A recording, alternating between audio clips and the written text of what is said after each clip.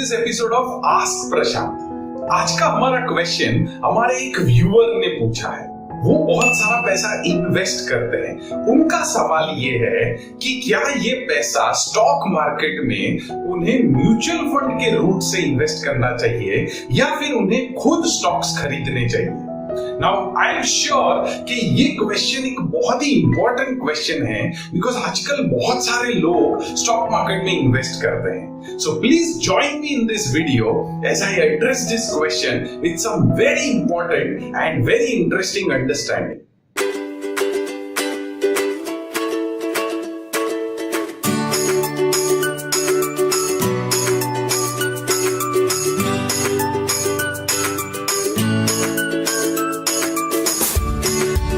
Should you invest money through mutual fund or direct stock investment? Now, ये question का answer देने से पहले let me clarify one thing कि whether आप म्यूचुअल फंड से पैसा इन्वेस्ट करते हो या खुद स्टॉक खरीद के पैसा इन्वेस्ट करते हो, दोनों में इक्वल अमाउंट ऑफ रिस्क है। एक चीज सेफ है और दूसरी सेफ नहीं है, ये गलत परसेप्शन है बिकॉज अल्टीमेटली पैसा स्टॉक मार्केट में इन्वेस्ट होने वाला है एंड स्टॉक एक ऐसा एसेट है जिसके साथ रिस्क जुड़ा हुआ है। So please be very clear because बहुत सारे लोग ये सोचते हैं कि डायरेक्ट स्टॉक पिक करने में थोड़ा रिस्क है, म्यूचुअल फंड में रिस्क नहीं है। लेकिन अगर आपने म्यूचुअल फंड का डिस्क्लेमर सुना होगा तो it is subject to market risk. They are all risky investments. So risk दोनों में इक्वल प्रोपोर्शन में होगा। So now ये पार्ट को हटा के now let us understand कि दोनों के फीचर्स क्या है। सबसे पहला म्यूचुअल फंड लेते हैं। म्यूचुअल फंड में किन लोगों को पैसा रोकना चाहिए, किन लोगों को म्यूचुअल फंड के थ्रू पैसा रोकना चाहिए। मैं यहाँ पर म्यूचुअल फंड क्या है वो नहीं समझाने वाला बिकॉज आई एम श्योर कि आपको पता होगा या फिर बहुत सारा इंफॉर्मेशन अवेलेबल है what is a mutual fund. So let us jump directly to what sort of a person, किस तरह का इंसान होगा जो म्यूचुअल फंड के थ्रू पैसा इन्वेस्ट करना चाहिए स्टॉक मार्केट में। सबसे पहली चीज कि उस इंसान के पास वक्त नहीं होगा। अगर आपके पास टाइम नहीं है अपना इन्वेस्टमेंट मॉनिटर करने का, ध्यान रखने का, उसके ऊपर फोकस रखना, ज्यादा सब मूवमेंट्स ट्रैक करना, आप अपने काम में, अपने बिजनेस में, अपने जॉब में, अपने बाकी कोई भी काम में अगर बहुत ज्यादा बिजी रहते हैं then mutual fund is a very good way to invest money because कि वहां पर आपका सारा रिस्पॉन्सिबिलिटी, ये जो काम है वो आपके फंड मैनेजर्स करके देखते हैं। सो आपने सिर्फ पैसा इन्वेस्ट करना है और बाकी का सारा काम वो कर लेते हैं। So time one of the most critical factor है। सेकंड फैक्टर आता है कि अगर कोई इंसान जिसको फाइनेंशियल मार्केट, स्टॉक मार्केट में ज्यादा पता नहीं चलता, ज्यादा नॉलेज नहीं है, ज्यादा इंफॉर्मेशन नहीं है, ज्यादा स्किल नहीं है, कोई ऐसी पढ़ाई लिखाई नहीं की है, सिर्फ कहीं सुनाई बातें उनको पता है थोड़ी बहुत दोस्तों के थ्रू, तो उस इंसान को डायरेक्ट इन्वेस्ट करने में रिस्क नहीं लेना चाहिए बिकॉज एक फंड मैनेजर अवेलेबल होता है म्यूचुअल फंड में और उस फंड मैनेजर के पास प्रॉपर एजुकेशन होता है, प्रॉपर नॉलेज होता है, सारे रिसोर्सेज होते हैं और ये उनका काम होता है। 24 घंटे ये फंड को ट्रैक करते हैं, इन्वेस्टमेंट के बारे में ध्यान रखते हैं। सो उनका स्किल, उनका टैलेंट, उनका नॉलेज आप यूज कर सकते हो डायरेक्ट म्यूचुअल फंड के थ्रू इन्वेस्ट करके।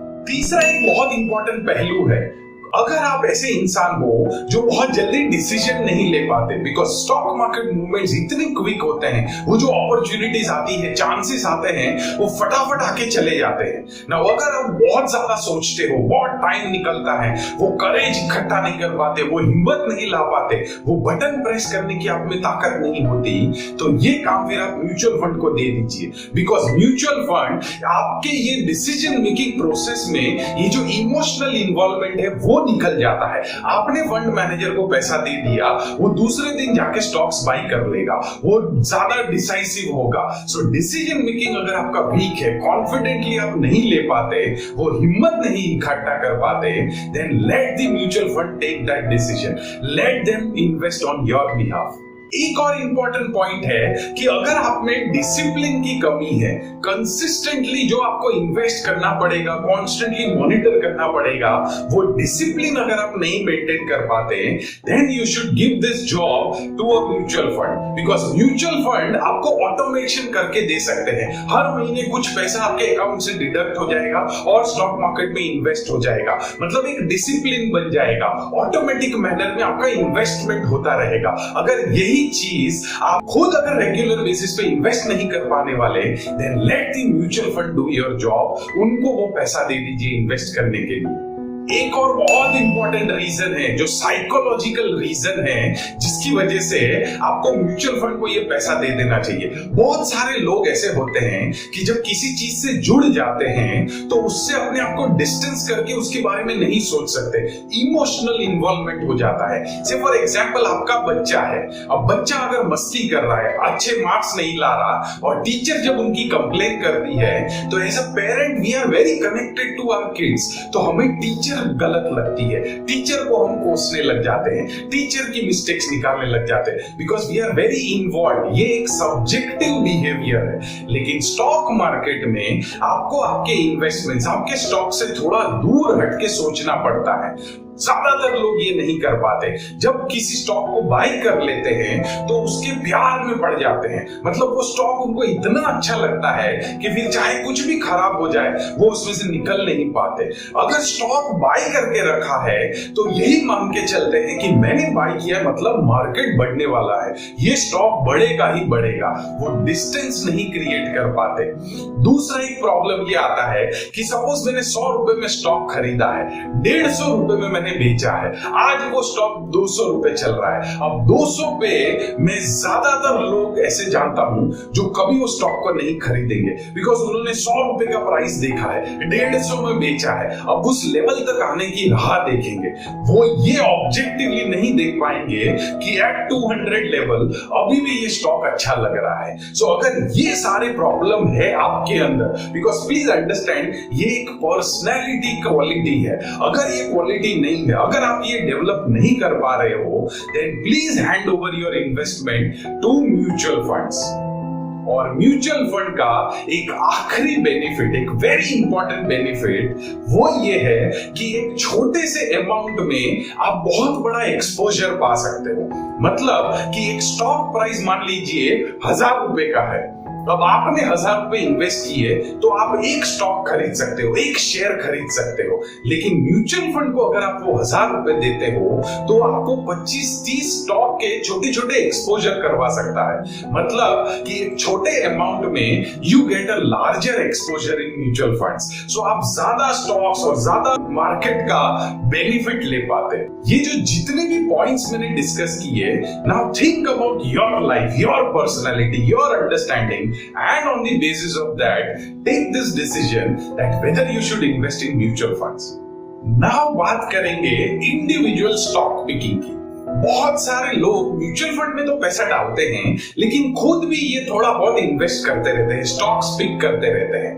नाउ ये जो पॉइंट्स हम डिस्कस करने वाले हैं वो आपको ये बताएंगे कि क्या आपके अंदर ये क्वालिटी है कि आपको ये काम करना चाहिए। सबसे पहला, अगर वो इंसान जो इंडिविजुअल स्टॉक पिकिंग कर रहा है एक बिजनेसमैन की तरह नहीं सोच रहा, सिर्फ एक इन्वेस्टर की तरह सोचता है, then it is very difficult to make huge money as an individual stock picker. Now इसके थ्रू मैं क्या कहने की कोशिश कर रहा हूं, let us understand. ज्यादातर इन्वेस्टर्स मैं ऐसे देखता हूं जिनको पैसा डबल ही करना है, 50% रिटर्न चाहिए, 100% रिटर्न चाहिए, 10 गुना बढ़ जाना चाहिए। लेकिन एक बिजनेसमैन को अगर आप मिलोगे तो वो ये बात समझते हैं कि कोई भी बिजनेस में कुछ एक परसेंटेज होता है, कोई एक मार्जिन होता है। कुछ बिजनेसेस में 8-10% मार्जिन मिलता है, कुछ बिजनेसेस अच्छे होते हैं जिसमें 15-20% मार्जिन होता है।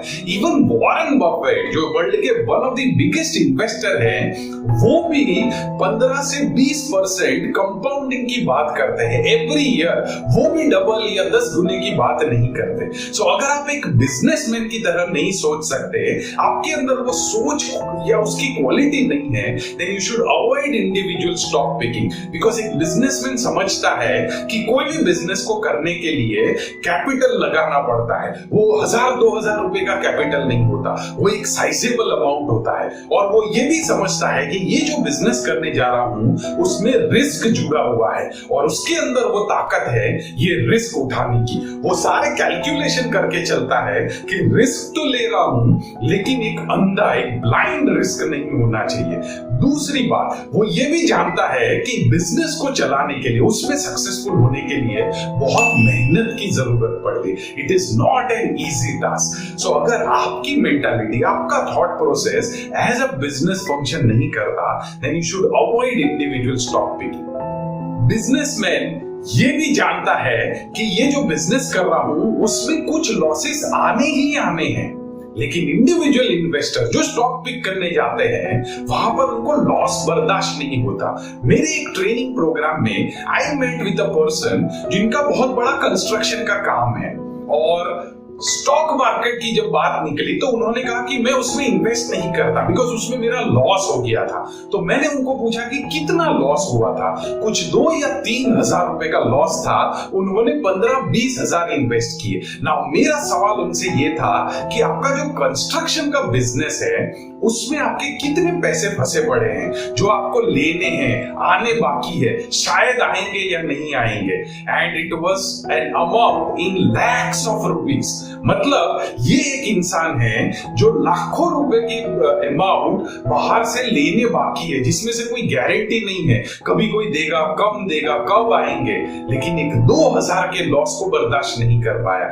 That is why it is very important to understand कि अगर ये चीज आप नहीं समझ पाते हो, वो बिजनेस तो जरूर करते थे लेकिन वो बिजनेस क्वालिटी, वो बिजनेस जैसा थिंकिंग यहां पर नहीं ला पाए। सो यहां पर अगर आप बिजनेस की तरफ नहीं सोच पाते, then please avoid and mutual fund के रूट से पैसा इन्वेस्ट करना शुरू कर दीजिए।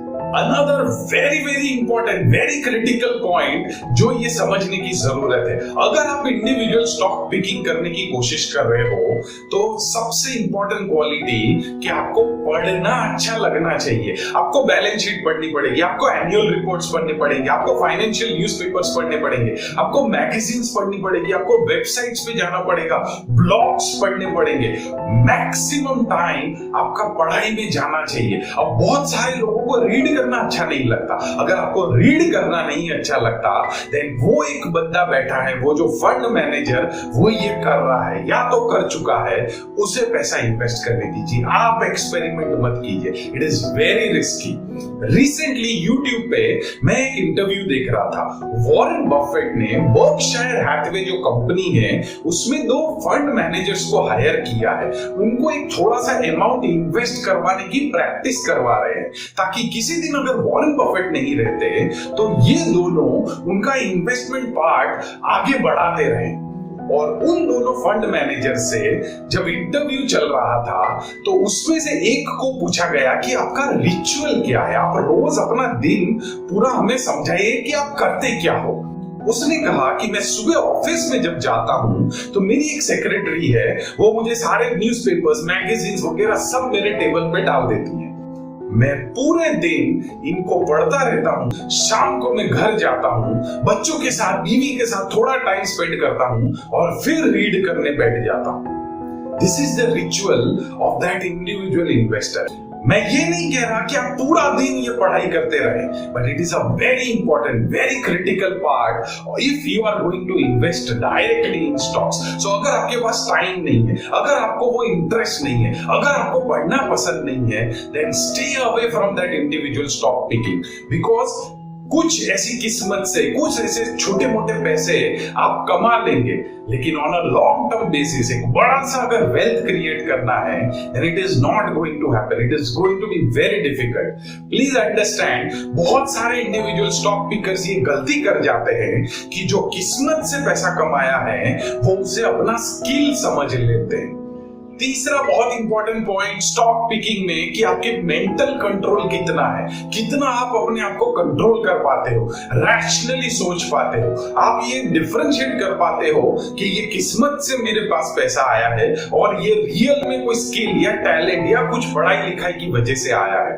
ये जानना बहुत जरूरी है। सो मेंटल कंट्रोल कितना है, कब आप अपने आप को कह सकोगे कि ये जो स्टॉक मैंने लिया वो गलत लिया है, ये जो लॉस हुआ है वो गलत हुआ है और मुझे उसमें से लॉस बेयर करके भी निकल जाना चाहिए। इतनी क्लैरिटी अगर आपके थिंकिंग में नहीं है, then please stay away from stock picking. उसी तरह इमोशनल स्टेबिलिटी कितनी है। वॉरेन बफेट बहुत बार कहते हैं कि स्टॉक मार्केट में पैसा कमाना बहुत सिंपल है लेकिन आसान नहीं है, बिकॉज इसमें जितनी बुद्धि चाहिए, जितना दिमाग चाहिए, जितना इंटेलिजेंस चाहिए, उससे कई गुना ज्यादा इमोशनल कंट्रोल चाहिए। जब सारी दुनिया बेच रही है, रोज न्यूज़पेपर में हेडलाइंस आ रही है कि मार्केट क्रैश हो गया, मार्केट गिर गया, मार्केट खत्म हो जाएगा, क्या उस वक्त आप बाय कर पाओगे? उस वक्त आपके अंदर वो इमोशनल कंट्रोल है कि नहीं? अगर नहीं है, then stay away from stock picking. And final thing जो बताना है कि ये जो काम है, ये जो स्टॉक पिकिंग का काम है, वो आप हॉबी की तरह नहीं कर सकते, पार्ट टाइम जॉब की तरह नहीं कर सकते। It is a worship, it is a religion. इसमें इतना सारा डेडिकेशन आपको देना है और अगर इतना टाइम, इंटरेस्ट, पॉसिबिलिटी नहीं है आपके पास, देन आई वुड सजेस्ट कि आप म्यूचुअल फंड के रूट से पैसा इन्वेस्ट कीजिए। So with this we come to the end of this discussion। Mutual fund का हमने डिस्कस किया और उसी तरह इंडिविजुअल स्टॉक पिकिंग का डिस्कस किया। नाउ मेरा ओपिनियन, मेरा सजेशन ये है कि चाहे आप म्यूचुअल फंड का रूट अडॉप्ट कीजिए या फिर इंडिविजुअल स्टॉक पिकिंग, ये सारे पॉइंट्स सोचने के बाद, कंसिडर करने के बाद, take a smart decision, take an intelligent decision. But जो भी करिए, स्टॉक मार्केट में इन्वेस्ट जरूर कीजिए, बिकॉज ये एक थॉट प्रोसेस बन गया है बहुत सारे लोगों में, स्टॉक मार्केट बहुत डेंजरस है, जैसे कोई राक्षस है और हमारा सारा पैसा खा जाएगा। Please understand, it is a very beautiful asset class. इतना खूबसूरत एसेट क्लास है कि लॉन्ग टर्म में आपके सारे प्रॉब्लम्स, आपकी सारी डिफिकल्टीज को ये ओवरकम कर सकता है, आपका एक sizeable amount of wealth create कर सकता है। So don't be afraid of this asset class. इसे थोड़ा समझिए, इसे थोड़ा जानिए और एक लॉन्ग टर्म होराइजन के साथ इसमें पार्टिसिपेट जरूर कीजिए। हमारा देश आगे बढ़ रहा है और देश की इकोनॉमी आगे बढ़ रही है और इकोनॉमी के साथ हमारा स्टॉक मार्केट आज नहीं तो कल यहां से और आगे जाएगा, बहुत ऊंचाइयों तक जाएगा। Please participate in this journey, in this growth. ये आज के आज शायद ना हो, आज के आज शायद आपका रिटर्न आए, आज के आज शायद थोड़ा लॉस भी दिखे, बट वो एक नोशनल लॉस है, एक पेपर लॉस है। आप उसे बुक मत करिए, कॉन्फिडेंस रखिए, भरोसा रखिए और अपनी पर्सनैलिटी, अपनी समझ, अपने इंटेलिजेंस के थ्रू ये दोनों में से कोई एक ऑप्शन सिलेक्ट करके please participate in investing. So with this we come to the end of this video।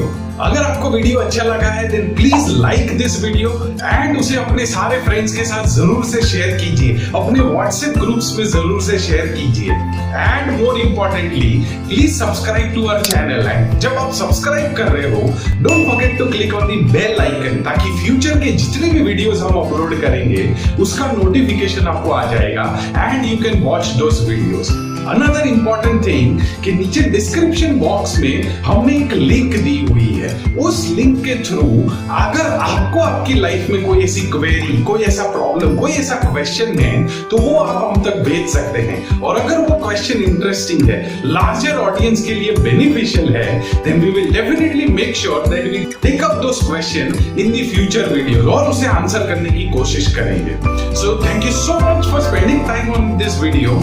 I'll see you in another video with another interesting question like this. Till then, please take care of yourself and my best wishes to you. Thanks a lot.